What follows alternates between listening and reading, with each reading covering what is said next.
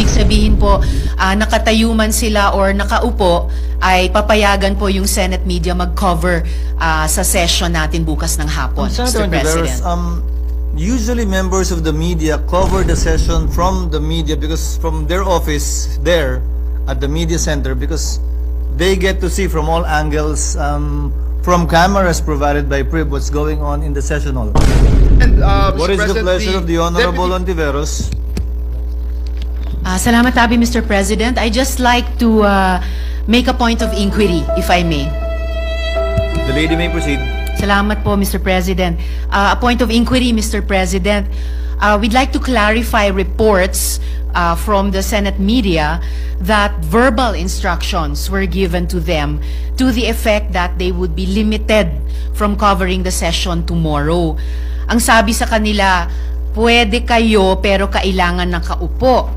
Ang kaso po, Mr. President, wala namang upuan. So para sa madami nating mga kaibigan sa media, parang hindi sila pinapahintulutan sa session hall, taliwas po sa tradisyon at nakasanayan. So umari po bang bigyan ng kalinawan, Mr. President, ang tanong na ito para on the record, madinig na mga kaibigan nating mamamahayag at maiwasan ang kalituhan bukas, Mr. President. Naipaliwanag na po sa kanila na nagkaroon ng hindi pagkakaunawaan kaugnay sa pahayag na binigay ng PRIB kanina.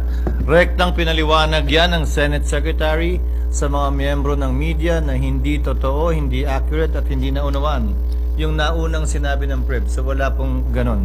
Kung ano ang meron ngayon, ma'am, available din sa media yun, tulad ng ordinaryong araw at sesyon natin.